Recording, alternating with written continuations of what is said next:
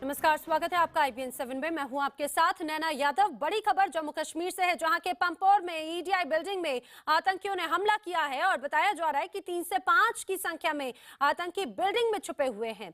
आतंकियों के हमले की खबर मिलते ही सेना ने बिल्डिंग को चारों ओर से घेर लिया है और लगातार फायरिंग की आवाजें आ रही हैं। बता दें कि इसी EID बिल्डिंग पर आतंकियों ने फरवरी में भी हमला किया था और इसमें आग लगा दी थी। और जिस तरह से आतंकियों ने हमला किया है, कहा जा सकता है कि एक के बाद एक सर्जिकल स्ट्राइक के बाद का ही की ये बौखलाहट है।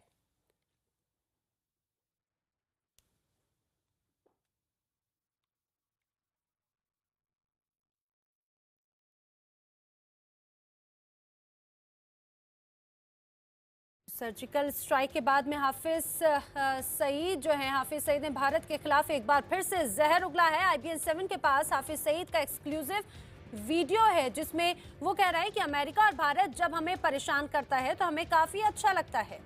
हाफिज ने अपने समर्थकों के सामने कहा कि इन देशों ने हमारी जान की कीमत 1 अरब लगाई, लेकिन जिंदगी और मौत अल्लाह के हाथों में है। उसने कहा कि कश्मीर की आजादी के लिए हम आगे भी लड़कों को तैयार करते रहेंगे। हाफिज के भाषण से ऐसा लगने लगा है कि सर्जिकल स्ट्राइक में सैकड़ों आतंकियों की मौत ने उसे बुरी तरह से डरा दिया है।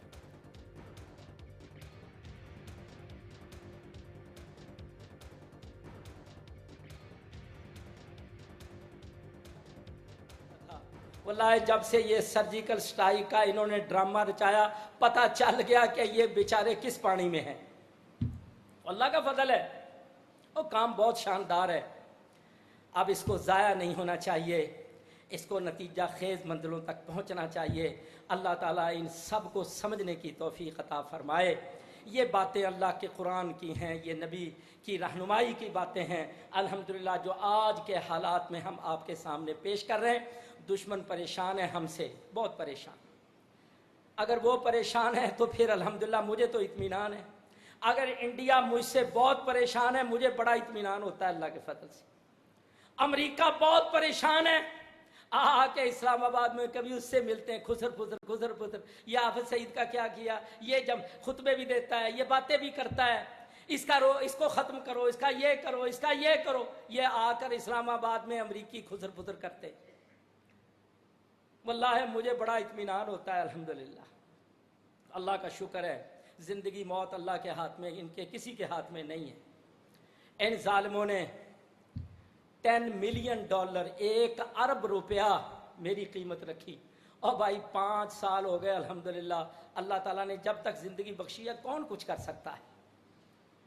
इंडिया ने पता नहीं क्या कुछ कर लिया। अल्लाह अकबर। तो इंशाअल्लाह जब तक जिंदा रहेंगे, अल्लाह का कुरान, नबी की दावत, मुसलमानों का इत्तेहाद और पाकिस्तान का वक़ार, इसको एक इस्लामी शनाख्त का मुल्क बनाना, कश्मीर की आज़ादी को नतीजा खेज मंजिलों तक पहुंचाने के लिए कुर्बानियां सबको तैयार करना, इंशाअल्लाह ये काम करते रहेंगे जब तक अल्लाह चाहेगा करेंगे। तो देखा आपने किस तरह से हाफिज सईद बौखलाया हुआ है और उसके बाद में किस तरह से बयान सामने आ रहे हैं। लेकिन पाकिस्तान को भारतीय सेना की सर्जिकल स्ट्राइक का इस कदर डर है, या फिर सर्जिकल स्ट्राइक ने इस कदर परेशान कर दिया है कि अब पाक को हाफिज सईद और सलाउद्दीन की चिंता सताने लगी है। पाकिस्तान ने हाफिज सईद, मसूद अजहर और सलाउद्दीन को पाकिस्तानी सेना का संरक्षण देने का फैसला किया है। सूत्रों की माने तो पाकिस्तानी सेना के कमांडो सादे कपड़ों में लश्कर-ए-तैयबा चीफ हाफिज सईद और हिजबुल मुजाहिदीन चीफ सैयद सलाउद्दीन की सुरक्षा में लगे हैं। खबर है कि दोनों आतंकियों को लाहौर बेस में रखा गया है।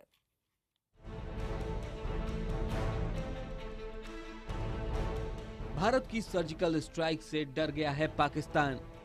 सहमे पाकिस्तान को डर है कि कहीं फिर से भारत कोई बड़ी कार्रवाई न कर दे। इसलिए अब तक सर्जिकल स्ट्राइक को नकारने वाली पाकिस्तानी सेना ने आतंक के बड़े आकाओं और उनके लॉन्चिंग पैड्स की निगरानी अपने जिम्मे लेने का फैसला किया है। सूत्रों के मुताबिक इंडिया के मोस्ट वांटेड आतंकी लश्कर चीफ हाफिज सईद, मसूद अजहर और हिजबुल मुजाहिदीन के मुखिया सैयद सलाउद्दीन अब पाकिस्तानी सेना के सुरक्षा घेरे में रहेंगे। ये फैसला कोर्ट ऑपरेशन की आशंकाओं के बीच लिया गया है। आतंक से जीरो टॉलरेंस है, कोई कंप्रोमाइज और आतंक से नहीं है। और इस वजह से अब ये हाफिज सईद और सैयद सलाउद्दीन जैसे लोग चूहे की तरह बिल में अब छुप रहे हैं। गौरतलब है कि भारत की सर्जिकल स्ट्राइक के बाद से पाकिस्तान बौखलाया हुआ है। पाकिस्तान लगातार आतंकियों की घुसपैठ कराने की नाकाम कोशिश कर रहा है, क्योंकि उसे डर है कि भारत फिर से कोई बड़ी कार्रवाई को अंजाम ना दे दे। यही नहीं, सूत्रों की माने तो पाकिस्तान पर सुरक्षा के लिए आतंक के आकाओं का भी दबाव है। भारत की लड़ाई आतंकवाद से है। भारत की लड़ाई ना पाकिस्तान के लोगों से है, ना वहाँ के सरकार से है, और उसकी लड़ाई आतंकवाद से है। आतंकवाद के सरगना जो कि लोगों को वहाँ पर बरगला रहे हैं, जवान लोगों को मरने के लिए यहाँ भेज रहे हैं, तो उनको मेरे ख्याल से बहुत पहले से ही अपनी सुरक्षा के बारे में चिंतित हो जाना चाहिए। बता दें कि 18 सितंबर को पाक आतंकियों ने जम्मू कश्मीर के उरी में सेना के कैंप पर रात में हमला किया था, जिसमें 19 जवान शहीद हो गए थे। हमले के ठीक 10 दिन बाद भारत ने पाक की इस नापाक करतूत का सबक सिखाने के लिए 28 सितंबर को पीओके में सीमा पार सर्जिकल स्ट्राइक किया। सेना ने वहां मौजूद 8 आतंकी ठिकानों को ध्वस्त कर 42 से ज्यादा आतंकियों को मार गिराया था। और सीधे रुक करेंगे अपने सहयोगी अरुण सिंह का। अरुण, जिस तरह से हाफिज सईद का एक वीडियो सामने आया है और उसमें एक बार फिर से भारत और अमेरिका के भी खिलाफ इस बार वो जहर उगलता नजर आ रहा है। कश्मीर की आजादी के लिए आगे भी लड़ाई लगातार जारी रहेगी, लोगों को तैयार किया जाता रहेगा। एक तरफ जहर उगला जा रहा है, लेकिन दूसरी तरफ सुरक्षा भी मुहैया कराई जा रही है पाक की तरफ से।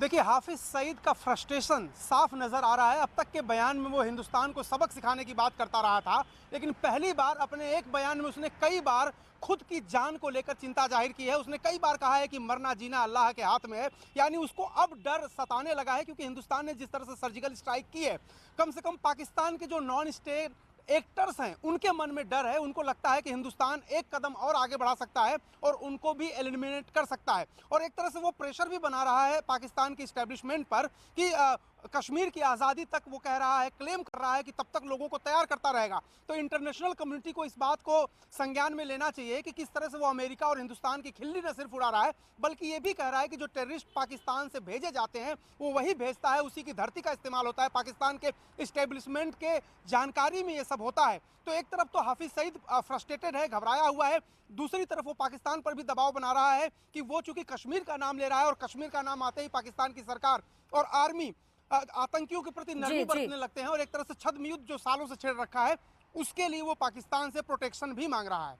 जी बिल्कुल, और वो बौखलाहट भी साफ तौर से अब नजर आने लगी है, और जिस तरह से बौखलाया हुआ है हाफिज सईद, उसके शब्दों से साफ तौर से जाहिर हो रहा है। फिलहाल खबरों में यहाँ पर हम रुक रहे हैं एक छोटे से ब्रेक के लिए, जल्द हाजिर होंगे। आप बने रहिए IPN 7।